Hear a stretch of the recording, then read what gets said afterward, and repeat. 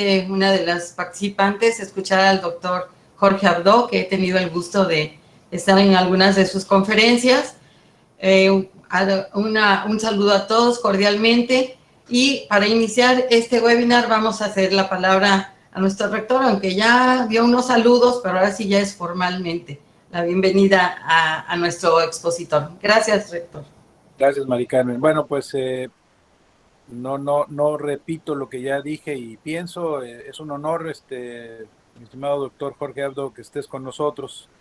Tengo el honor de conocerlo, ser su amigo desde hace muchos años. Tuve el enorme privilegio de trabajar de alguna manera cerca de él cuando fue rector de la Universidad Juárez Autónoma de Tabasco, que me dio la oportunidad de trabajar en una revista que en ese momento él le interesaba difundir.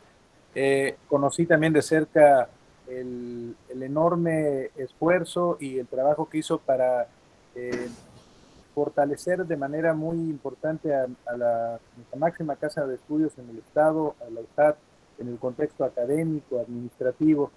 Y bueno, el currículum vitae de Jorge, pues ya significaría que el webinar se acabara.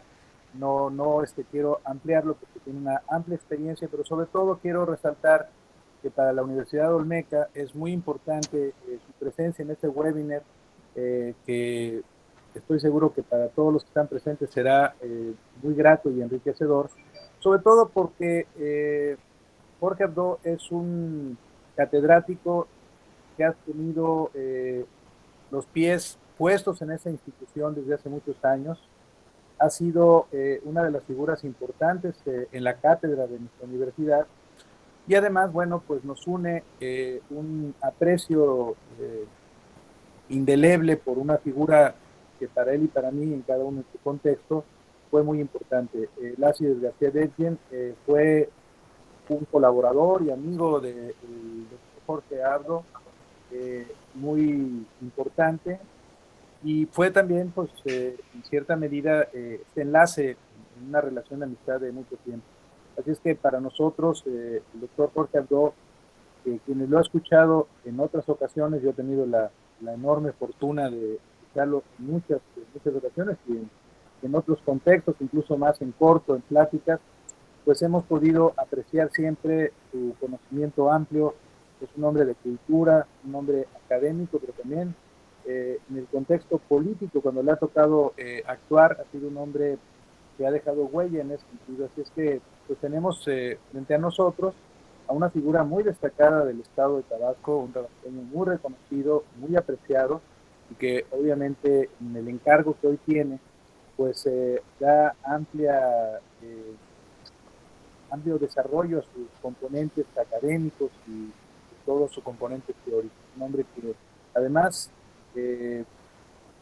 ha hecho del aprendizaje un tema cotidiano, de la educación permanente y a lo largo de la vida, que es un tema que nosotros en la universidad estamos desarrollando, pero además también ha entendido que el aprendizaje amplio que él tiene en todos los sentidos, pues hay que compartirlo. Así es que hoy sintámonos muy satisfechos y agradecidos por que Jorge Abdo haya aceptado esta invitación de la Universidad Olmeca, su universidad, al igual que es seguramente para él la Universidad Juárez, de la cual es académico desde hace mucho tiempo y rector de la misma, pero esta universidad, sabe él, le tiene aprecio, cariño y sobre todo admiración por lo que él significa para el Estado, lo que significa para el país, porque es un hombre que ha transitado más allá de las fronteras de nuestra universidad. Jorge, es un placer, un orgullo tenerte con nosotros. No es la primera y seguramente no será la última, porque seguiremos viéndote en tu presencia en otros ámbitos académicos, de conferencias, de diplomados, etcétera, maestrías. Pues tenemos que sacar provecho de esta enorme cualidad que tú tienes. Es que bienvenido a la universidad, a nombre de nuestra comunidad. Te damos un abrazo afectuoso en esta universidad que siempre tiene ese aroma a café colombiano que tú saboreaste tantas veces con nuestro amigo y que te abraza desde donde esté, que tanto extrañamos, que tal ha sido de ustedes. Un abrazo, estimado de Jorge. Muchas gracias, rector. Voy a leer una síntesis, si me lo permiten, del currículum del doctor Jorge Abdo, aunque decir una síntesis en este caso es un poco complicado porque no puede uno omitir nada porque todo es relevante y de suma importancia. Entonces vamos a iniciar con esta lectura para pasar después a la ponencia del doctor Ardó. El doctor Ardó es licenciado en Derecho y doctor en Derecho por la Universidad Nacional Autónoma de México, con especialidad en Derecho Constitucional y Administrativo. Cuenta con postdoctorados por la Universidad de Nuevo México, Estados Unidos de América, y la Universidad de Alcalá de Henares, España, así como estudios y cursos de especialización en las universidades Carlos III y Rey Juan Carlos. Forma parte de la planta docente de la Universidad Juárez Autónoma de Tabasco y el Instituto Universitario de Puebla. En su vida profesional se ha desempeñado como delegado estatal de Banobras, secretario técnico de Gobierno del Estado de Tabasco, coordinador general de asesores del Gobierno Constitucional del Estado de Tabasco, presidente de la Comisión Estatal de Derechos Humanos, rector de la Universidad Juárez Autónoma de Tabasco, secretario de la Contraloría del Gobierno del Estado de Tabasco, consejero presidente fundador del Instituto Tabasqueño de Transparencia y Acceso a la Información Pública, ITAIP, director general del Colegio de Bachilleres de Tabasco, presidente de la Sociedad Mexicana de Geografía y Estadística correspondiente al Estado de Tabasco, delegado federal del trabajo en el Estado de Tabasco. Actualmente se desempeña como magistrado presidente del Tribunal de Justicia Administrativo del Estado de Tabasco y titular de la primera ponencia. Es miembro también de la Barra Tabasqueña de Abogados, del Colegio de Abogados AC, de la Academia Internacional de Ciencias Político-Administrativas y Estudios del Futuro, por sus siglas en inglés, IAPAP. Dentro de sus principales líneas de investigación encontramos Derecho Constitucional y Administrativo, Filosofía del Derecho, con la transparencia y el acceso a la información pública, Educación y la historia de Tabasco. Conferencista nacional e internacional, participa permanentemente en diversos congresos nacionales e internacionales. Es autor del libro Los Derechos Humanos en la Era de la Globalización Neoliberal, editado por la Universidad Juárez Autónoma de Tabasco. Es coautor con el doctor Carlos Ruiz Abreu de la obra El Hombre del Sureste, relación documental del archivo particular de Tomás Garrido Canaval, en 4 tomos, publicado por la Universidad Juárez Autónoma de Tabasco y el Archivo General de México. Ha participado en diversas publicaciones, entre otras, Los Presidentes de México, las Memorias de la Mesa Regionalismo y Federalismo del Congreso Iberoamericano de Derecho Constitucional, Diagnóstico sobre el Sistema de Seguridad Pública en Tabasco en 2005, El acceso a la información judicial de México, una visión comparada, editado por el Instituto de Investigaciones Jurídicas de la UNAM. También es importante mencionar que dentro de otros temas son los temas selectos de derecho a la información, derecho a la intimidad, transparencia y datos personales, coordinado por la doctora Gisela Pérez Fuentes, editado por la UJAT y el ITAIP. Realizó la compilación de los siguientes temas: la independencia de Tabasco 200 años después, textos para su historia en 2011 y la revolución de Tabasco 100 años después en 2012, ambos publicados por el gobierno del estado de Tabasco, la Sociedad Mexicana de Geografía y Estadística y la Universidad Olmeca, entre otros. Además de las armas a los argumentos, la Soberana Convención Revolucionaria, 100 años después, publicado por la Universidad Juárez Autónoma de Tabasco.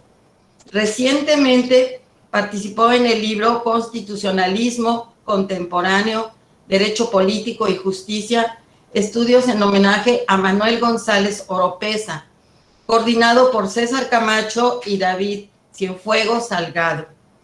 Ha recibido diversos premios y reconocimientos tales como Cuchimán de Plata en 2009, en el campo de los derechos humanos y la paz en noviembre de 2010, reconocimiento como ciudadano distinguido del municipio de Cárdenas en abril de 2012, acreedor a la medalla José Eduardo de Cárdenas y Romero, otorgada por primera vez por la Fundación José Eduardo de Cárdenas y Romero, AC, en noviembre de 2012. Especial reconocimiento por la Institución Nacional para la celebración del Día del Abogado, el 12 de julio de 2013, por su trayectoria académica. Reconocimiento por la doctora Olga Sánchez Cordero por su destacada trayectoria académica y profesional, otorgada por la Barra Tabasqueña de Abogados y el Colegio de Abogados, AC, entre otros. Entonces, fue la mejor síntesis que pude hacer porque realmente es un extenso currículo en el doctor Abdo. Vamos a iniciar con la ponencia, después tendremos unos minutos para preguntas y respuestas. Y muchísimas gracias a todos. Gracias, doctor Abdo. Es un honor presentarlo en este webinar. Adelante, por favor. Muchas gracias, maestra. El honor es mío. Muchas gracias, señor rector, por la invitación. Usted es muy amable. Muchas gracias por los comentarios. Muchas gracias por el afecto. Y sí, claro, me siento en mi casa. La Universidad Olmeca forma parte importante de mi vida académica y de los afectos y muchos amigos que hemos hecho a lo largo de la vida, pues pasan transversalmente por la universidad. En particular, ya se ha mencionado a don Lácides García Desgen y, bueno, por supuesto, don Emilio Ligarpo en Monteverde, entre otros queridísimos amigos que forman parte de mi corazón. El tema que nos ocupa hoy, la justicia administrativa, es un tema técnico que yo voy a tratar de hacerlo diferente, en virtud de que he pensado que es mejor dar una especie de introducción y que las preguntas que ustedes seguramente van a tener podamos ir dando respuesta a las inquietudes que vayan surgiendo. La justicia administrativa se ha manejado de forma genérica. Se piensa que justicia administrativa tiene que ver exclusivamente con los tribunales de justicia administrativa y esta es una hipótesis que carece de certidumbre, de inicio, de análisis. ¿Por qué? Porque la justicia administrativa es todo un conjunto de instrumentos, ahora veremos una definición del maestro Fixamudio, dentro de los cuales uno de ellos es la jurisdicción especializada en materia administrativa. De manera tal que la justicia administrativa no se constriñe a los tribunales correspondientes, sino que también tiene que ver, por ejemplo, con mecanismos de control que no necesariamente son jurisdiccionales, como es el caso de la Comisión Nacional de los Derechos Humanos o las comisiones locales, o como es el caso de los tribunales agrarios. Esos sí son jurisdiccionales. O sea, hay un universo amplísimo de mecanismos de control constitucional y mecanismos también de control no jurisdiccional que tienen una misión fundamental. ¿Cuál es? Evitar el abuso de poder. Evitar que la actuación de la administración pública invada la esfera jurídica de los particulares, lesionando sus intereses, provocándole problemas, en un avasallamiento de la actividad privada frente al Estado. Dice Fix, y lo dice muy bien en un trabajo espléndido que publicó con motivo de un homenaje al gran maestro de Derecho Administrativo, don Jorge Fernández Ruiz, que la justicia administrativa es la única forma de impedir que se haga realidad algunas de las hipótesis que marcan en la literatura, por ejemplo, Franz Kafka en El Castillo, o George Orwell en 1984, o Aldous Huxley en Un Mundo Feliz, o El Mundo Feliz. Y lo señala de esta manera porque definitivamente es un medio de control que existe en la administración pública y que busca imponer límites a la actividad de las autoridades responsables que llevan a cabo la administración. Entonces, la justicia administrativa es fundamental para evitar, prevenir y corregir el abuso cometido por una autoridad administrativa. Así, Fix define a la justicia administrativa como el conjunto de instrumentos jurídicos y procesales para la tutela de los particulares frente a la administración pública, y entre estos mecanismos se encuentra la jurisdicción especializada de esta materia, que es uno de sus sectores más importantes. Esta jurisdicción especializada tiene un origen fundamentalmente francés. y español, pero básicamente francés. ¿Por qué? Porque es cuando el Estado se transforma o empieza a transformarse en un Estado social de derecho, cuando el Estado empieza a ver que la justicia, y sobre todo la justicia social, tiene que ver con los ciudadanos o con el elemento del ciudadano, el ciudadano de la República, digamos una nueva forma de interpretar la actuación del Estado, cuando se entiende que a medida que la administración va a crecer o crece, es importante tener instrumentos de control, instrumentos que impidan que el particular quede indefenso ante la autoridad administrativa. Así, durante muchos años, en Francia, a partir de las políticas que diseña el Consejo de Estado, se crean una serie de instrumentos en beneficio de los ciudadanos y para evitar justamente esta manera de que la administración pública pueda actuar en contra de los intereses de los ciudadanos o de las personas. En España lo mismo. En nuestro país, el tema de la justicia administrativa es un tema que empezó en el ámbito fiscal. Tuvo que ver con la creación del antiguo Tribunal Fiscal de la Federación, un tribunal que surge necesariamente del planteamiento de que es importante que otros tribunales, que otra jurisdicción, independientemente de la propia del Poder Judicial, vayan revisando la actuación de las autoridades para, en caso necesario, pues poder proveer lo que los particulares tengan como defensa. Entonces, al mismo tiempo que se formó una serie de legislaciones administrativas o de reglamentos administrativos o de documentos administrativos que, entre otros, incluían recursos y generaban una serie de situaciones que pudieran convertirse en una especie de apoyo a las personas, también se piensa que es necesario que un tribunal diferente, un tribunal independiente, comillas, muy independiente, porque en ese momento pues todavía el tribunal ejerce una justicia está vinculada con las autoridades hacendarias y demás, pero de todas maneras se empieza a avanzar.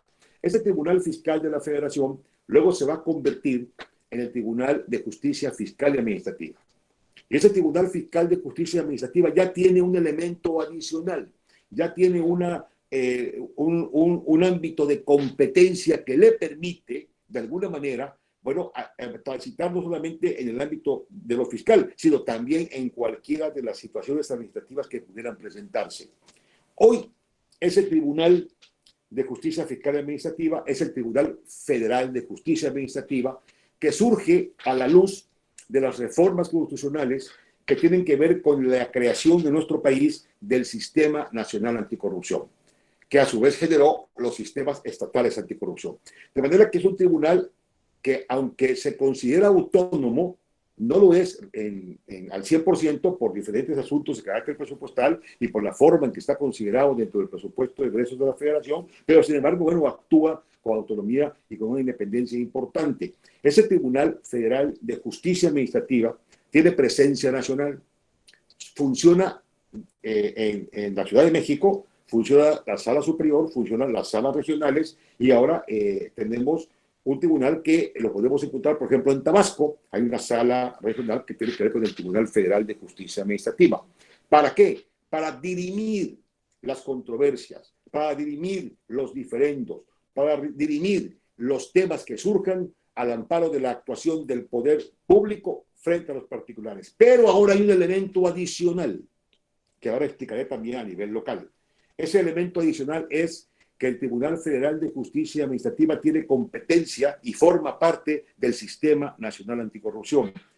Y al tener competencia en el combate a la corrupción y formar parte del Sistema Nacional Anticorrupción, este Tribunal Federal de Justicia Administrativa entonces tiene una responsabilidad doble, tiene un elemento adicional que le permite insertarse de mejor manera en el ámbito de la justicia administrativa de nuestro país. ¿Cuál es el marco constitucional que establece la creación de los diversos órganos administrativos o tribunales administrativos que tenemos en nuestro país y dónde podemos encontrar nosotros el fundamento de su actuación? Como debemos recordar, tenemos un grave problema en México. La Constitución se reforma de manera muy rápida. No se le da madurez a las reformas. Se acaba de hacer una reforma y ya viene otra. Igual pasa con las leyes. Tenemos un problema de que se piensa en nuestro país que todo aquello que no va a la Constitución no tiene validez, que todo aquello que no se eleva al rango constitucional no tendrá la presencia necesaria para continuar en el futuro, que todo aquello que no sea modificar permanentemente la Constitución, pues no pasará a la historia. Y bajo ese criterio, entonces nuestra Constitución se reforma.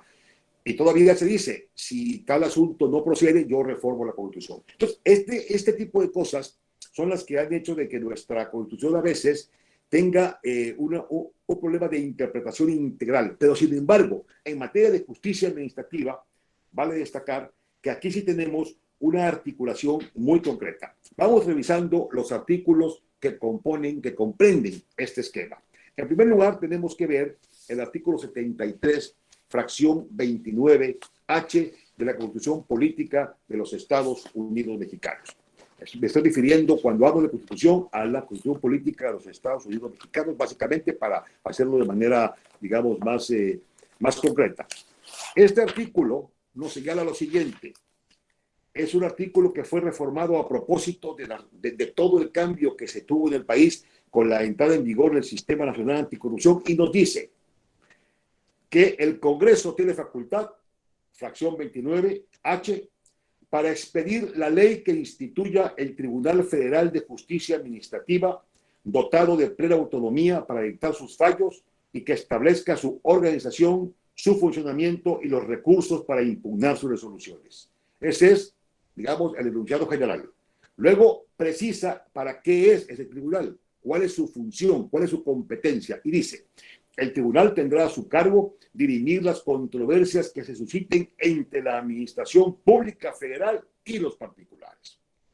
Y luego tenemos, asimismo, será el órgano competente para imponer las sanciones a los servidores públicos por las responsabilidades administrativas que la ley determine como graves y a los particulares que participen en actos vinculados con dichas responsabilidades, así como fincar a los responsables el pago de las indemnizaciones y sanciones pecuniarias que deriven de los daños y perjuicios que afecten a la hacienda pública federal o al patrimonio de los entes públicos federales. Si ustedes se dieron cuenta, notaron o ya tienen conocimiento, aquí se habla también de particulares. ¿Por qué? Porque en esta reforma a la que estoy haciendo referencia, esta reforma integral para establecer el Sistema Nacional Anticorrupción, también se modificó un enunciado que es el título cuarto de la Constitución Política de los Estados Unidos Mexicanos.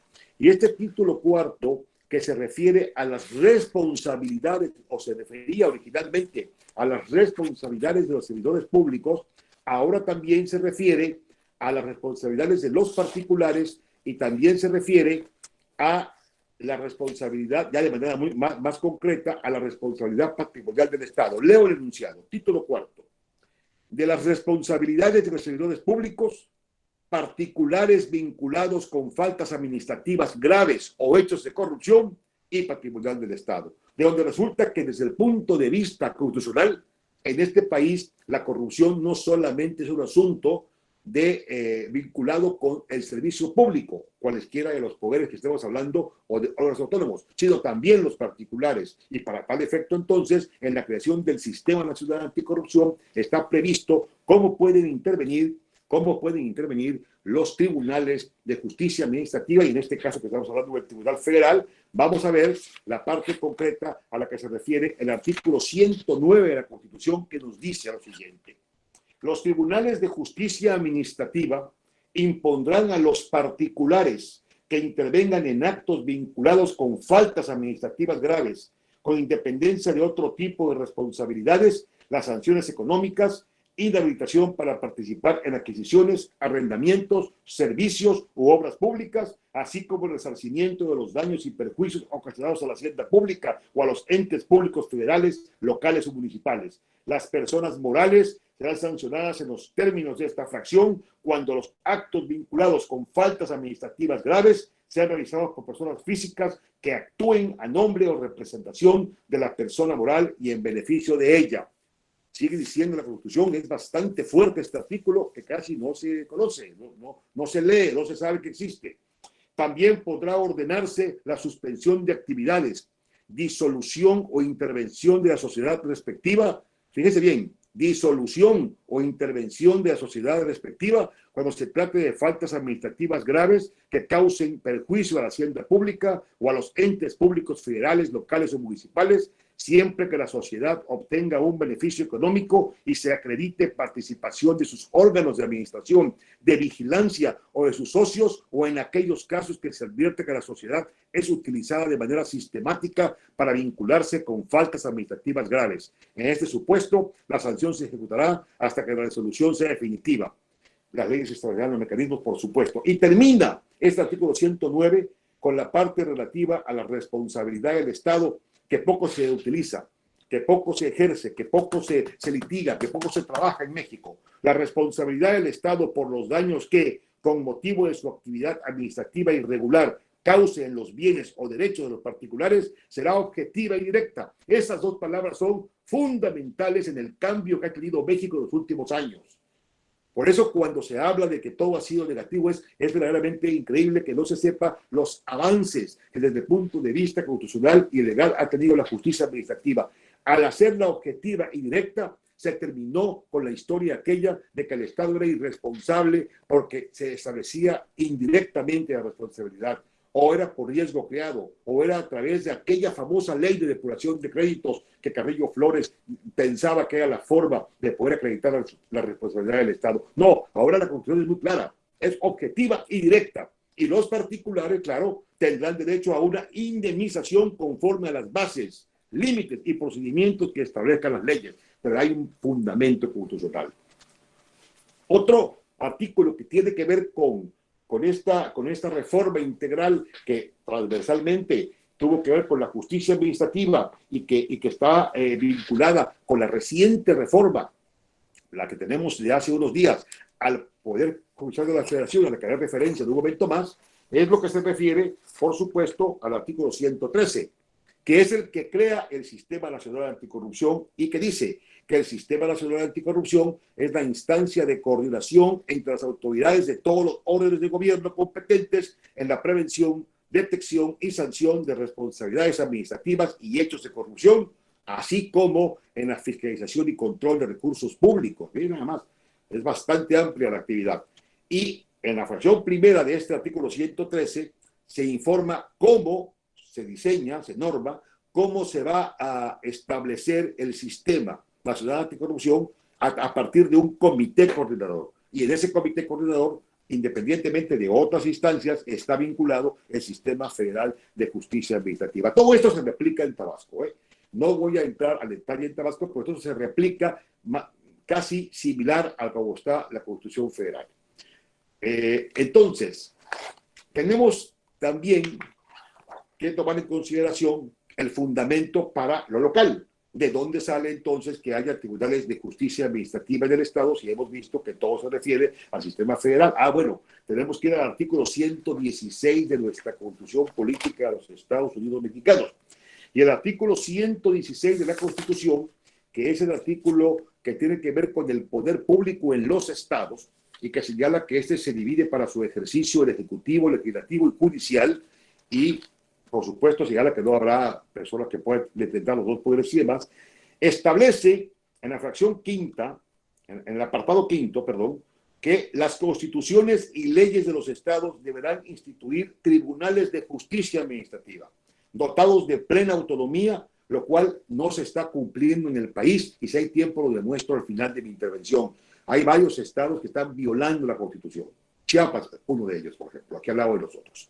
Entonces, dotados de plena autonomía para dictar sus fallos y establecer su organización, funcionamiento, procedimientos y, en su caso, recursos contra sus resoluciones.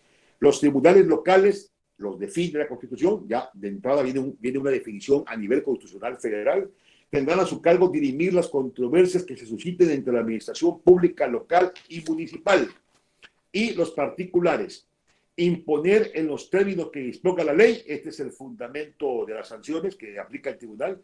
Las sanciones a los servidores públicos locales y municipales por responsabilidad administrativa grave y a los particulares que incurran en actos vinculados con faltas administrativas graves, así como fincar a los responsables el pago de las indemnizaciones y sanciones pecuniarias que deriven de los daños y perjuicios que afecten a la hacienda pública, estatal o municipal o al patrimonio de los entes públicos locales y municipales. Precisa este artículo: para la investigación, substanciación y sanción de las responsabilidades administrativas de los miembros del Poder Judicial de los Estados, se observará lo previsto en las constituciones respectivas, sin perjuicio de las atribuciones de las entidades de fiscalización sobre el manejo, la custodia y aplicación de recursos públicos. O sea, exceptúa al Poder Judicial para efectos de que no caiga dentro de la actividad del tribunal local la posibilidad de una sanción a aquellos servidores públicos del Poder Judicial que incurran en alguna conducta indebida o en alguna falta grave, sino que lo dejan en el ámbito de su competencia y de las leyes aplicables o correspondientes. Recientemente, como ustedes están enterados, y ojalá se pudiera hacer algún webinar sobre ese tema, se reformó la Constitución una vez más, como he dicho, ahora para introducir una serie de cambios a la organización del Poder Judicial de la Federación. Y uno de los cambios importantes que se introdujeron, otros son cosméticos. No es cierto de que sea una reforma de gran calado, es una cuestión falsa. No es cierto que sea la gran reforma del Poder Judicial que el país esperaba, eso también es falso, y no es cierto que la reforma al Poder Judicial de la Federación que acaba de ser publicada vaya a resolver de fondo los problemas que enfrenta la impartición de justicia en México. Me parece que faltaron, entre otras cosas, por ejemplo, una reforma de la mano de la ley de amparo para hacerla una ley más asequible, más cercana a la gente, más sencilla, menos complicada, y además que ya las sentencias sean para efectos generales en todos los casos. Ese sería un caso. Y el otro, la garantía de un presupuesto fijo, un presupuesto que no esté sujeto a los vaivenes de la situación política y de una organización interna del Poder Judicial que no esté sujeta a ninguna otra intervención ni intromisión. Mientras eso no suceda, entonces no podemos hablar de que estas reformas son de gran calado. En todo caso, me quedo con la reforma de Cedillo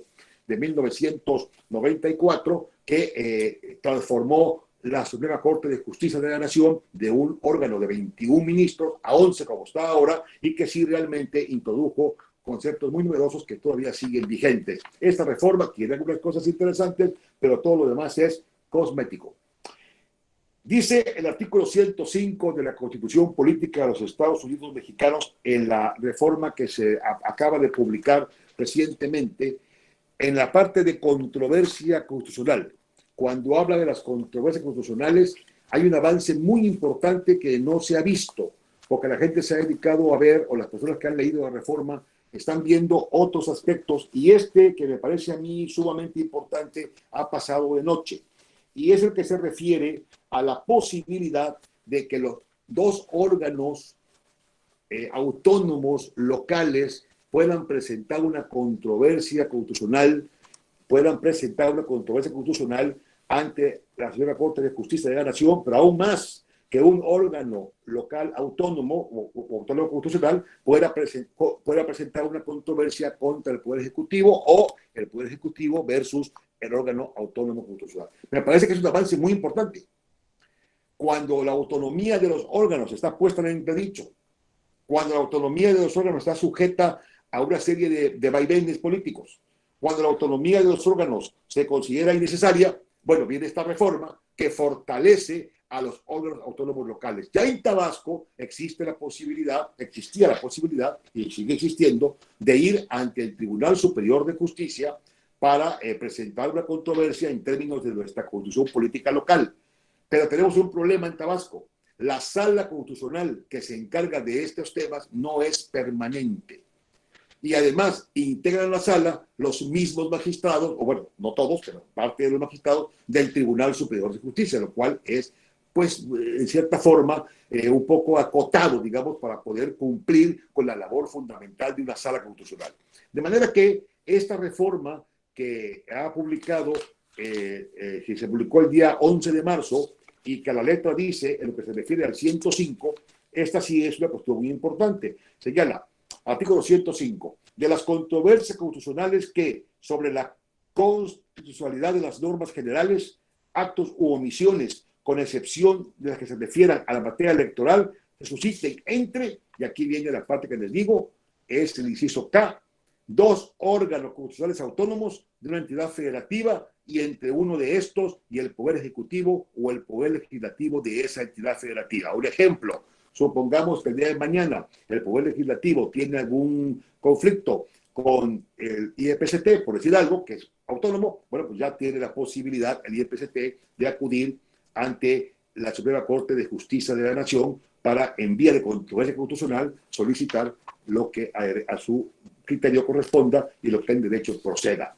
Por ejemplo, esa sí es una reforma interesante. Las demás, insisto, habría que revisarlas con más cuidado. Ese es el esquema constitucional federal. En lo que se refiere al esquema local, para no repetir los artículos y para no replicar, debo decirles a ustedes que en Tabasco el Tribunal de Justicia Administrativa surge como Tribunal de lo Contencioso Administrativo en febrero de 1997. Ahí es cuando aparece el tribunal entonces llamado Tribunal Contencioso Administrativo, un tribunal que desde origen buscaba ser autónomo, pero que pues tenía varios problemas de diseño. Sin embargo, no hubo ninguna reforma a la ley del tribunal durante todo este tiempo, y es hasta el momento en que entra en vigor el Sistema Nacional de Anticorrupción y además se reforma nuestra constitución local para la creación del Sistema Local Anticorrupción en el estado de Tabasco, con todo lo que eso significa, que se considera la necesidad de poder cambiar el esquema y, en consecuencia, al formar un Tribunal de Justicia Administrativa, pues también, en vez de modificar simplemente la ley, crear un tribunal nuevo. Pero se hace equivocadamente, como es increíble cómo se cometen errores en ese tipo de asuntos. En vez de crear un tribunal realmente nuevo, que de verdad fuera nuevo, lo que hicieron fue nada más transformar el que estaba, jalar todo lo que estaba, cambiarle el nombre y dejarle una serie de fallas y problemas que tenía. Por ejemplo, asuntos laborales mal planteados, temas indebidamente atendidos en su momento,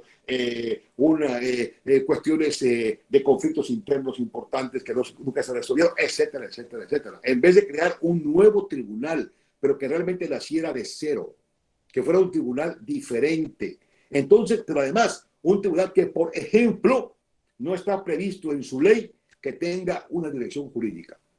Yo pienso que como es posible que ni ningún legislador ni el propio ejecutivo que estaba a cargo del gobierno del Estado en el sexenio pasado se hayan dado cuenta que es necesaria una dirección jurídica dentro de un tribunal de justicia administrativa, en virtud de que las salas unitarias y la sala superior tienen otras responsabilidades, y la Secretaría General de Acuerdos es pues una responsabilidad mayor todavía, porque es la que lleva todo, digamos, el ejercicio de la actividad permanente de todo lo que significa lo jurisdiccional. Pues, ¿cómo no tener una dirección jurídica que permitiera darle al tribunal estudios, compilación de leyes, reformas a la legislación, situaciones que se puedan presentar en los temas laborales, etcétera? Pues no se presentó. Pero además, en vez de aprovechar la oportunidad para crear una carrera judicial, en vez de aprovechar el momento para realmente fincar las bases de una estructura que permitiera que realmente quienes trabajen ahí sean los mejores en materia de justicia administrativa,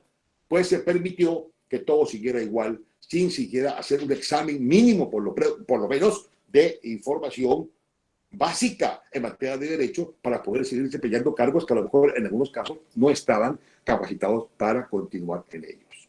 Entonces, el tribunal, pues sí, hace su trabajo, pero tiene, por ejemplo, que corregir muchas cosas. Yo estoy preparando una reforma de la ley que en su momento voy a presentar, porque es necesario que, si se creó un nuevo Tribunal de Justicia Administrativa autónomo constitucional, tendría que ser muy distinto. No fue lo mismo con el Tribunal Federal de Justicia Administrativa, que es un tribunal que viene transformándose de tribunal fiscal a tribunal fiscal y administrativo a tribunal. No, este es un tribunal nuevo. Un tribunal que, como la propia exposición de motivos de la reforma lo dice, se crea para darle salida realmente a lo que es la justicia administrativa. Reiteró una serie de conceptos que ya traíamos del anterior Tribunal Contencioso Administrativo, amplió muchísima competencia. Si quieren ustedes en las preguntas podemos entrar en eso, porque ya se me fue el tiempo, parece. Consideró novedades como el juicio de lesividad, por ejemplo, que no sé si quieren que yo entre a eso ahora o en las preguntas podemos darle salida al tema.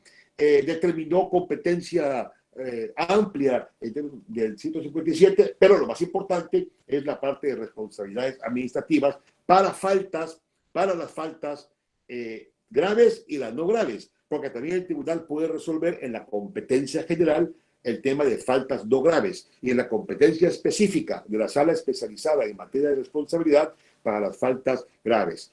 Incorporó, por ejemplo, el juicio, digamos, la parte de la suplencia de la ley por parte del Código de Procedimientos Civiles del Estado, el Código Fiscal del Estado, la legislación federal de procedimiento contencioso administrativo, incorporó la ampliación de la demanda, incorporó también, entre otros asuntos, facultades para mejor proveer del juzgador y algunos temas vinculados con la valoración de pruebas y demás. Pero en síntesis, el tribunal pues siguió siendo prácticamente el mismo, con excepción de que ahora, en vez de 5 magistrados, como era antes, son 8, o somos 8, lo cual hay 5 magistrados de salas unitarias y 3 magistrados de sala superior, que es la que determina, bueno, la que atiende los recursos de reclamación, los recursos de apelación en su caso, ¿verdad? Cuando estos se presentan, y que tiene que ver también con la, digamos, con la vida interna del propio tribunal y con todas las actividades que se van dando dentro de lo que es el desarrollo de la actividad jurisdiccional normal. Un tema, por ejemplo, que incorpora, pero nada más lo incorpora y no se provee económicamente para que así no se soporta presupuestalmente, y ahorita hubiera sido extraordinario haberlo tenido, la posibilidad de incorporar el juicio digital o el juicio en línea. Muy bien, está la posibilidad, el Pleno tiene la oportunidad de poder implementarlo, sí, pero eso se necesita tener los recursos necesarios y la disposición tecnológica adecuada para poder hacerlo. De origen, en el momento en que se creó el tribunal, el año de 2017, era el momento en el cual tuvo que haberse también instalado, en ese preciso momento, el juicio digital. O sea, no nada más dejar previsto en la ley y no haber proveído presupuestalmente, y hubiera sido una situación que se anticiparía al futuro de manera providencial, y estaríamos trabajando con un juicio en línea, que lo vamos a intentar hacer, que hemos trabajado, pero que ya con toda la problemática que significa hacerlo cuando ya ha pasado tiempo, pues siempre sí tenemos este problema que no hemos podido resolver esa parte presupuestal. Termino, por si hay alguna pregunta. Tengo para hablar una hora más, pero bueno, pero no sé si pueda seguir, o consulto a la maestra Mari Carmen, si continúo o gusta que yo termine para que haya preguntas. Usted me indica, por favor.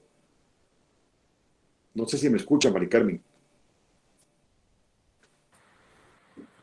Sigue, Jorge. Yo creo que tenemos tiempo para que amplíes un poco más algunos temas y ya luego preguntas. Muy bien. Entonces continúo. Muy bien. De manera que vamos entonces a entrar a los ejemplos de competencia del Tribunal de Justicia Administrativa del Estado de Tabasco.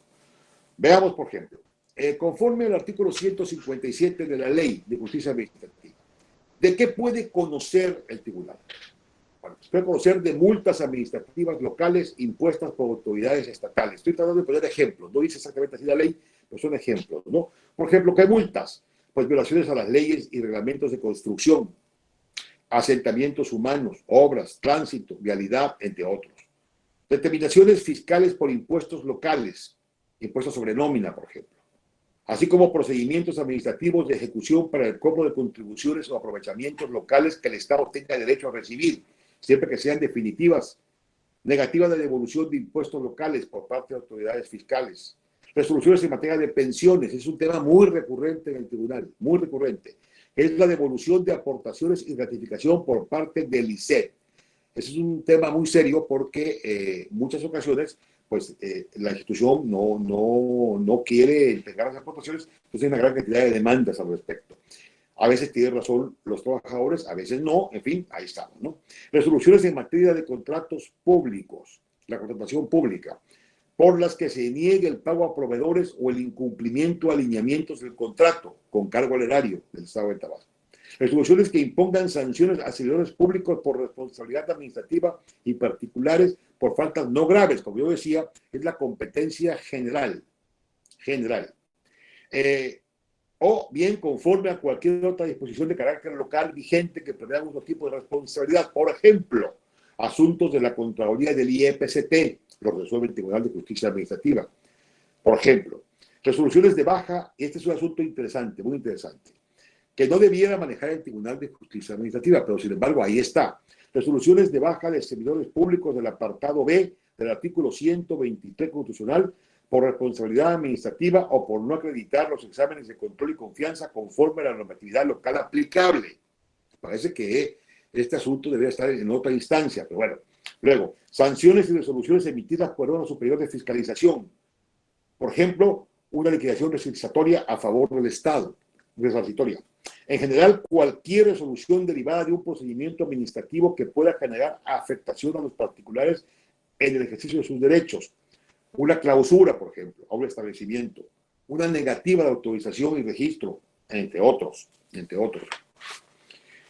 Además, faltas graves por cualquier conducta administrativa que tenga aparejada la afectación al erario público del Estado de Tabasco, tales como cohecho, peculado, desvío de recursos, utilización indebida de información, eso es muy importante, abuso de funciones, conflicto de intereses, enriquecimiento ilícito, tráfico de influencias, nepotismo, entre otros. Violencia política por razón de género, cometida por un servidor público hacia una mujer con aspiraciones políticas. Esto poco, no tenemos prácticamente ningún asunto, tales como restringir su voto, restringir su registro como participante de la vida política del país o su afiliación política, obstaculizar sus campañas electorales, distribuir campañas políticas que denigren o denosten la imagen de la mujer basándose en estereotipos de género, amenazarla o intimidarla por cuestión de género, restringir sus derechos políticos por cuestión de tradición, normas o costumbres, entre otros. Puse algunos ejemplos de la amplísima competencia que el propio artículo 157 de la Ley de Justicia Administrativa y después ya de manera específica la parte de responsabilidades administrativas le da al tribunal. Pero sin embargo, ¿a qué nos estamos dedicando? Básicamente, ¿cuáles son los asuntos más fuertes que tiene el tribunal? Pues todas aquellas personas que han sido despedidas injustificadamente en los ayuntamientos o en la policía o en la anterior Procuraduría, hoy Fiscalía, porque resulta que los trabajadores de las policías o policías, las personas que pertenecen al Servicio Público de Procuración de Justicia y las personas que pertenecen al servicio de la policía a nivel estatal, cuando tienen un despido injustificado, a donde acuden a resolver su problema es al Tribunal de Justicia Administrativa. Entonces, el Tribunal de Justicia Administrativa tiene N asuntos, ¿verdad? N asuntos vinculados con esta materia, vinculados con este tema. Y hay municipios en donde ya las cantidades han llegado a extremos bastante significativos. O sea, hay situaciones ya de ayuntamientos que tienen una deuda bastante fuerte con los trabajadores, porque son temas que vienen de atrás. Entonces, en muchas ocasiones, y lo digo no como presidente del tribunal, sino como académico, en muchas ocasiones lo que hacen los abogados es prestarse a un juego, ¿verdad?, de ampliar, dilatar, con un objetivo básico, ¿cuál? Como todo viene de atrás y no se puede aplicar retroactivamente el acotamiento que hay ahora en esta materia con base a la ley del trabajo, pues entonces, a medida que el tiempo avanza y las cosas no se resuelven, tenemos la situación de que los adeudos suben y suben porque las liquidaciones se actualizan y entonces cada vez que se actualiza una liquidación, pues ya es mayor la cantidad. El ayuntamiento se va, llega el nuevo y se encuentra con la papa caliente. Y después viene la segunda parte del tema, cuando el tema de alguna manera ya va hacia el Poder Judicial de la Federación. Un Poder Judicial, en algunos de los casos, excesivamente amparista y entonces que sin tomar en consideración la problemática local del ayuntamiento, en muchas ocasiones, no en todas, bueno, algunas más bien, en algunas ocasiones pone en entredicho la figura propia del ayuntamiento. Es un problema que hay que resolver de manera integral, que hay que resolver y ver la forma de que eso lo siga creciendo, porque es una bola de nieve. Tenemos ese ejemplo concreto. Además, por ejemplo, nosotros tenemos una gran cantidad de asuntos vinculados con multas de las autoridades de la Policía de Caminos, que en un momento determinado también las personas llegan al tribunal para pedir que la multa no se les haga efectiva o de alguna forma se les puedan ganar el asunto, etcétera. Tenemos el tema de los fraccionamientos, donde hay licencias irregulares o, si no irregulares, entonces falsas, o licencias totalmente apócrifas. Caso concreto, un fraccionamiento hacia la ciudad de Cárdenas, cerca de la División Académica de Sociales y Humanidades de la Universidad Juárez Autónoma de Tabasco, en donde de repente, un buen día, empiezan a construir 2 edificios. Y luego otros 2 edificios que no están considerados dentro del plan de desarrollo del municipio de Nacajuca, y es Nacajuca, y donde no existe ningún documento en archivos en el Ayuntamiento de Nacajuca que avale la construcción de esos edificios. Sin embargo, los constructores acreditan con un documento de que sí tienen la licencia para construir. Resultado, la obra está parada hasta que esto no se resuelva y se aclare, a ver quién es el que tiene la razón, porque los vecinos, obviamente, en virtud de su interés legítimo, que es una de las novedades importantes que tiene también la justicia administrativa en Tabasco, su interés legítimo, pueden, de alguna manera, solicitar la intervención del tribunal para suspender la obra en virtud de que no están de acuerdo con la autorización que supuestamente en su momento otorgó el Cabildo, el Ayuntamiento de Nacajuca. Un ejemplo concreto. Otro ejemplo concreto, de repente el Ayuntamiento de Centro se presenta, o el Ayuntamiento de Jonuta, o el Ayuntamiento de Zapata, o el Ayuntamiento de Macuspana, puede hacerlo en vía de juicio de lesividad. ¿Cuál es eso? Que es que en el pasado se autorizó una determinada cuestión por parte de un ayuntamiento o una autoridad estatal, también puede ser. Pero ahora resulta que ya no están de acuerdo. No quiere que esa autorización continúe. Entonces ya están legitimados con base en la ley de justicia administrativa para presentar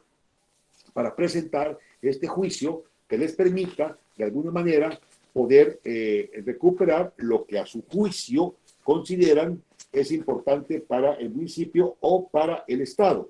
Este es un tema que me parece que prácticamente no se maneja en el Estado, no se ha visto, pero que yo creo que ahí tanto el Estado como los ayuntamientos tienen una posibilidad de poder corregir errores. Por ejemplo, aquí les leo esto rapidito. La incorporación del juicio de lesividad. Esto como una novedad procesal dentro de la ley, homologado al juicio de lesividad previsto a nivel federal, que implica la posibilidad, aquí este es el sentido concreto del tema, de que la autoridad administrativa dentro del marco de competencia antes señalado, o sea, toda la competencia que tiene el tribunal, ya di algunos ejemplos, pero podemos hablar de muchos más, tenga la posibilidad de impugnar sus propios actos, o sea, la propia autoridad puede impugnar sus propios actos o resoluciones que haya emitido de manera favorable hacia los particulares. Pero claro, al momento de impugnar el acto, pues tiene que darle la garantía de audiencia a la persona que va a afectar.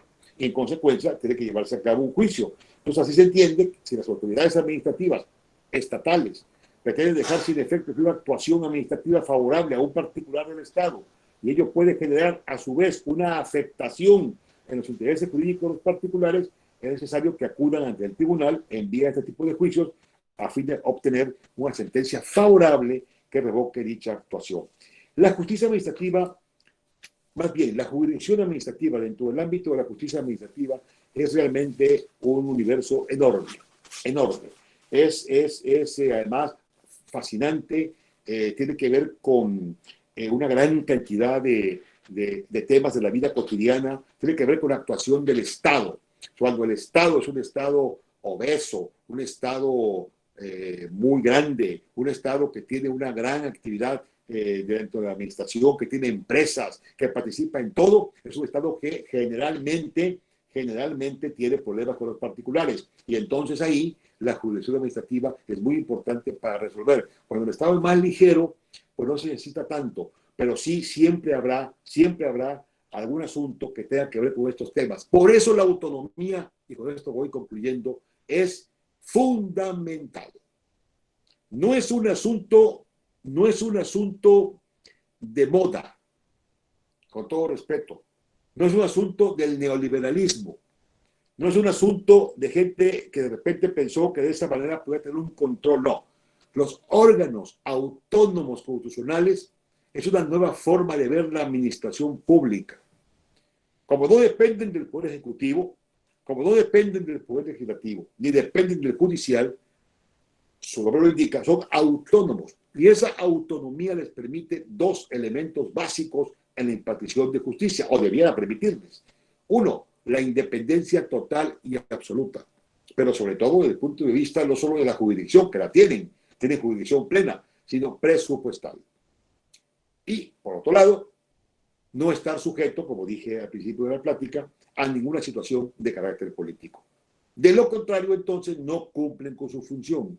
Claro, estos órganos necesitan que al frente de ellos o que trabajen en ellos personas que realmente tengan la capacidad para estar ahí, que realmente cumplan con los elementos fundamentales del servicio público y que realmente sean personas que hagan de este servicio público una especie de apostolado. De lo contrario, entonces, pues sí se presta a que en cualquier momento, ¿verdad?, uno del autor constitucional pueda estar sujeto a la descalificación general. Y, por ejemplo, como pasó en Chiapas. En Chiapas, el Tribunal de Justicia Administrativa, que ya existía, tenía autonomía, tenía, ¿cómo se llaman ahora? Era un OCA. O sea, esta forma, estos acrónimos que tenemos en nuestro país, ¿no? El OCA. Órgano Autónomo Constitucional, ¿para qué definirlo así como OCA? Pero, en fin, así los definen. Y varios expertos además lo hacen de esa forma.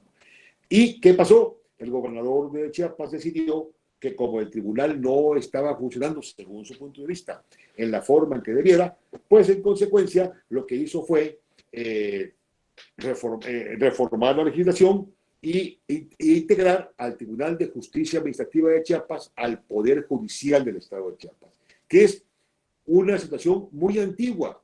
Cuando esos tribunales empiezan a trabajar o cuando este tipo de asuntos se empiezan a resolver, eran jueces o eran instancias que estaban adscritos al Poder Judicial de un Estado o de la Federación. Pero en este caso, aquí lo que hace Chiapas es volver al pasado y envía al Tribunal de Justicia Administrativa al Poder Judicial del Estado. Obviamente, dice es que sigue siendo autónomo, porque el Poder Judicial es autónomo. Entendido así, podríamos coincidir. El tema es que la autonomía no era en función de que si pertenecía al Poder Judicial o no. El espíritu de la Constitución señala que la autonomía es en función de que sea un propio ente, un tribunal independiente, un tribunal distinto, que sea el que imparta justicia en este ámbito y aplique las sanciones que se puedan dar en el ámbito de las responsabilidades administrativas. Entonces, veamos rápido cuál es la situación que hay en el país en este momento con los tribunales de justicia administrativa y qué está pasando. Y vamos a encontrarnos con la sorpresa de que en muchos estados del país no se está cumpliendo con lo que la Constitución establece. Veamos, vamos a ir uno por uno. Bueno, el primer tribunal de contencioso administrativo que observaba entonces, hoy de justicia administrativa, fue el de la Ciudad de México. Y ahora verán ustedes cuál es su situación. Aguascalientes se encuentra adscrito al Poder Judicial. Okay. Baja California, autónomo. Baja California Sur, autónomo. Campeche, autónomo. Chiapas, como ya dije, adscrito al Poder Judicial. Chihuahua, autónomo. Ciudad de México es un tribunal administrativo, pero no tiene autonomía. Increíble, el primer tribunal. O sea, tiene autonomía de jurisdicción, sí, claro, por supuesto, pero no tiene la autonomía que ordena la Constitución. Coahuila de Zaragoza, autónomo. Colima, autónomo. Durango, autónomo. Estado de México, autónomo. Guanajuato, autónomo. Guerrero, autónomo. Hidalgo está adscrito al Poder Judicial. Jalisco, autónomo. Michoacán, autónomo. Morelos, Tribunal Administrativo. O sea, eso es peor todavía, porque allí están prácticamente vinculados al Poder Ejecutivo. Nayarit, que es el cliente fundamental de la actividad que se dirime en los tribunales. O sea, es como cuando en Tabasco el Tribunal Contencioso estaba de alguna manera vinculado, no directamente, pero sí directamente al Poder Ejecutivo. Entonces, eso es el absurdo. Nayarit, autónomo. Nuevo León, este sí es el caso más atrasado, pertenece al Poder Ejecutivo. O sea, aquí no hay vuelta. El tribunal que resuelve las controversias entre los particulares y la administración pública pertenece al Poder Ejecutivo. Oaxaca, autónomo. Puebla, autónomo. Querétaro, Tribunal Administrativo. Quintana Roo, autónomo. San Luis, autónomo. Sinaloa, autónomo. Sonora, autónomo. Tabasco, autónomo. Tamaulipas, autónomo. Tlaxcala, al Poder Judicial. Veracruz, autónomo. Yucatán y Zacatecas también son autónomos. Ahí tienen ustedes, pues, ese es el panorama general, el universo nacional de cómo están formados. Dice Marco Sey, un tratadista de esta materia, que respecto a los tribunales administrativos, si bien en el presupuesto de egresos de la Ciudad de México para el ejercicio fiscal 2020 le da tratamiento de órgano autónomo, lo cierto es que en la Constitución local de la Ciudad de México, ¿verdad?, la que rige la vida de la Ciudad de México, este ente público no se encuentra previsto en el capítulo 5, que claramente se refiere a los organismos autónomos. ¿Por qué es tan necesaria una justicia administrativa y sobre todo una jurisdicción administrativa especializada que dirima todos los conflictos entre los particulares y la administración pública en federal, local o municipal? Porque, como dice el tratadista Jesús González Pérez, en una metáfora muy interesante, en el paraíso no había administración pública y por eso no había problemas. Cuando surge la administración se generan problemas y hay que evitar que el abuso de poder se dé en donde quiera que éste pueda avasallar la actividad de los ciudadanos en el ejercicio libre de su esfera jurídica como gobernados. Muchas gracias. Buenas noches. Muchas gracias, doctor. Muy interesante. Podríamos pasarnos unas cuantas horas más con este tema. Vamos a dar unos minutos, si son tan amables, para preguntas y respuestas, si nos permite el doctor Jorge Abdo. En la extrema inferior de su pantalla tienen una manita, ahí le pueden dar clic para ver quién quiere participar o algún comentario al respecto.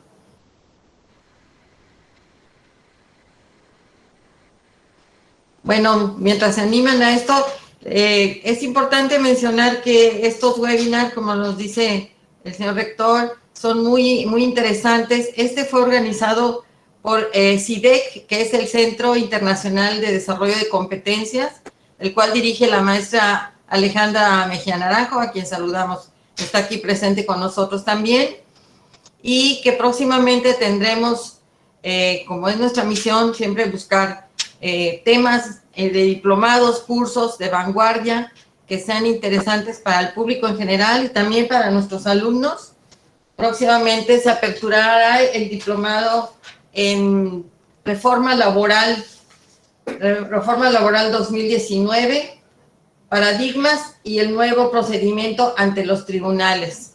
Y el diplomado en Administración Estratégica se impartirán en línea los días sábados de 9 a 1 y están cordialmente invitados, y si corren la voz también se los vamos a agradecer. Entonces, ¿alguna pregunta, algún comentario? Levantó la mano el maestro Jesús Cuevas. A ver, maestro Jesús Cuevas, adelante.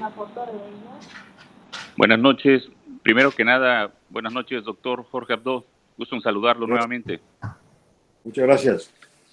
Oiga, pues atendiendo a sus comentarios y a lo interesante de su exposición, solamente preguntarle qué opinión le merece lo siguiente. Usted ha referido en todo este tiempo, en este momento de su intervención, la reforma relacionada con la materia administrativa y diríamos lo que se le conoce como la creación del nuevo derecho administrativo sancionador, ¿no?, que se parece mucho al derecho penal en este rubro en particular.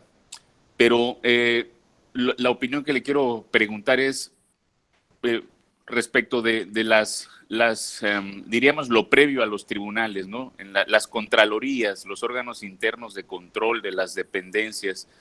No sé si usted seguramente lo ha de saber que pues se supone que de acuerdo a la reforma tendrían que haber por lo menos 3 unidades dentro de cada contraloría o dentro de cada órgano interno de control, que a la fecha realmente no están creadas así, no funcionan así, ¿no?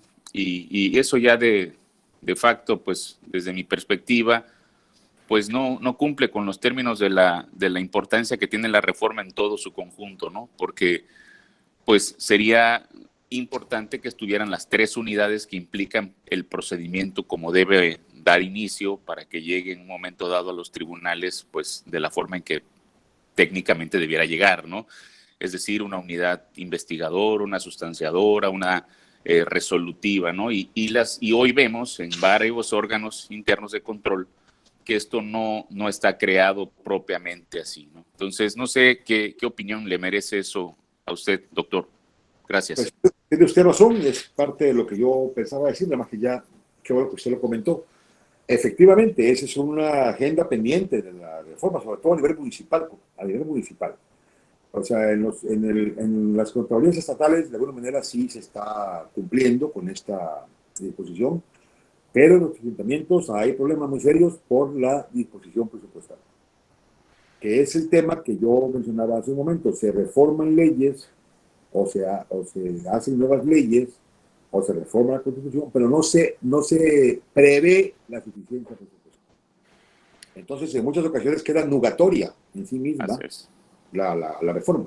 Y es el caso, o sea, muchos de los contralorías locales, o municipales más bien, están cometiendo errores porque confunden sus funciones, o solamente hay una persona. Entonces, como una sola persona hace las 2 funciones que tienen por ley que ejercer, entonces a la hora que llegan al tribunal, pues se van ya con problemas serios los asuntos, ¿no? Porque el tribunal tiene que actuar conforme a la ley. Y si la autoridad que está enviando informe previo, por poner un término técnico, no es la responsable, no es la encargada, no es la que tiene la competencia, pues entonces obviamente ahí ya tenemos el problema. Entonces sí, claro, tiene usted razón, Jesús. Claro. Ese es un tema muy complicado y ojalá se vaya resolviendo, sobre todo a nivel municipal, insisto. A nivel estatal, en Tabasco al menos, no tenemos ese, que yo haya visto, no hay esa necesidad, pero a nivel municipal sí. Muy bien. Varios. Muchas gracias, es muy interesante y me ayuda pues a que yo haga una información sobre este tipo de cosas que son tan importantes. Gracias, doctor. Muchas gracias. Muchas gracias, doctor. ¿Alguna otra pregunta? ¿Un comentario? Aprovechando al doctor Abdo, que es un deleite tenerlo aquí. Bueno, pues tenemos entonces ya el tiempo para agradecer a todos ustedes su valiosa participación, a todos los directivos de CECITE que nos hacen favor de acompañarnos. Muchísimas gracias. Y el señor rector de la Universidad Olmeca, a ver si él gusta decir unas palabras para terminar con el webinar. Bueno, pues yo no quisiera terminar con el webinar, lo que te quisiera es, ojalá, creo que hay muchas preguntas que seguramente quedaron en el tintero a muchos compañeros, aparte de mi compañero y amigo Jesús Cuevas.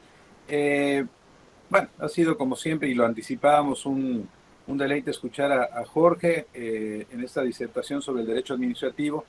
Me parece que es muy importante lo que él apunta al final, en este momento en que estamos transitando en un proceso de un cambio de régimen, más que un cambio de administración en el contexto federal.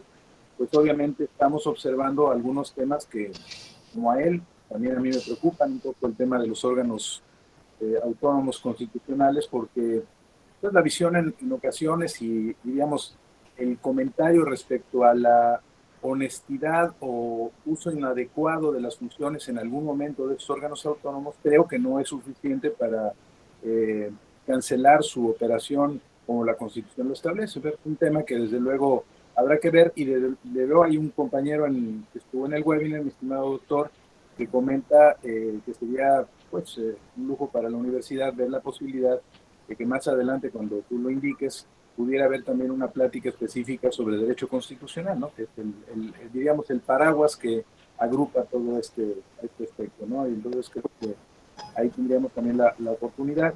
Les comparto que la universidad está construyendo una maestría en ciencias políticas y sociales, en las cuales hay una parte específica de lo que es el tema del derecho administrativo y trataremos de convencer en su momento a don Jorge Abdo para que pues él nos haga el honor de ser el docente en esa parte, que creo que enriquecería mucho el programa. Y también, bueno, compartirles a ustedes, hace un momento Mari Carmen comentó que este webinar es organizado por el Centro Internacional de Competencias, que encabeza Alejandra junto con Mari Carmen, Carla, que están hoy en este evento, que pronto vamos a transitar a convertirlo en una escuela de educación permanente y a lo largo de la vida, que tiene como propósito incorporar todos esos procesos de formación desde el inicio de la vida hasta los últimos momentos, y que tiene también como objetivo pues encauzar estos temas a través de diplomados, talleres, posgrados, y que pues también va a tener, les quiero compartir algo que la universidad desde hace tiempo ha venido desarrollando, y Mari Carmen ha sido partícipe en su momento de esto, que es un centro de idiomas. Acabamos de signar un convenio muy importante con un grupo de Nuevo León, de Monterrey en específico, y pronto vamos a tener, y avisaremos y obviamente haremos la información correspondiente para que pues los de adentro y los de afuera, los estudiantes y los que están egresados puedan acceder a un centro de idiomas con un componente general. Desde luego, obvio es que nuestro paradigma será, como bien lo hizo en su momento como rector de la UJAT, Jorge Abdo, fortalecer el centro de idiomas de la Universidad Juárez Autónoma de Tabasco, que y eso es un componente que es reconocido dentro y fuera del estado, pues un centro de formación en idiomas de gran nivel. Esperemos que nosotros pronto, no es un tema de la noche a la mañana, pero podamos tener en nuestra universidad, como corresponde, un centro de desarrollo de idiomas extranjeros, que son hoy competencias fundamentales. Con el doctor Abdo aprendí en la Universidad Juárez, cuando él era el rector, que pues sí es importante el título de dónde venimos, el título académico, pero más importante es que cuando salgamos a solicitar un empleo en el sector público o privado, pues tengamos las competencias. Hoy, en ese entonces no le llamamos así, doctor Abdo, pero hoy las llamadas competencias suaves, que se desarrollaron en un modelo que él diseñó para la universidad, de flexibilidad, que tenía como propósito fortalecer aspectos de la vida académica universitaria, este tema de los valores, el tema de la probidad, sí, de la ética como un elemento fundamental para todas las carreras, pero además también que los estudiantes pudieran tener estas competencias suaves que son tan importantes, y sobre todo un tema que él inició, ¿no? Y que quiero puntualizar, lo que es la movilidad estudiantil, ¿no? Que es un elemento que fue un cambio significativo en la Universidad Juárez y que permitió que los estudiantes de esa institución pudieran transitar a estos componentes de formación nacional e internacional tan importantes. Y bueno, sí, cierro nada más diciendo que sí, lamentablemente, algunas circunstancias económicas del país trastocan de manera importante la tarea de los legisladores. La Constitución del 17, si nos vamos a la lectura de los documentos que heredamos del constituyente de Querétaro, pues plasmaban una serie de paradigmas y de propósitos que lamentablemente en el momento del ejercicio del derecho constitucional no se cumplen, y en muchos sentidos también, y qué lástima que sean aspectos de carácter económico. Lo vamos a ver ahora, seguramente, y si bien no es la materia específica del doctor Abdo, pero sabe de eso, en el terreno laboral, esta reforma laboral que diríamos fue de alguna manera impuesta en razón de la firma del nuevo tratado comercial con Estados Unidos y Canadá, ha establecido el compromiso de establecer tribunales laborales con otros componentes, pero que sí me preocupa, igual que a él en el tema de los órganos autónomos constitucionales, que no haya el recurso suficiente para que el día de mañana podamos tener efectivamente ese cumplimiento del marco que en las letras está establecido, ¿no? Así es que, bueno, mi estimado Jorge, hay muchos temas en los que quisiéramos, ¿no?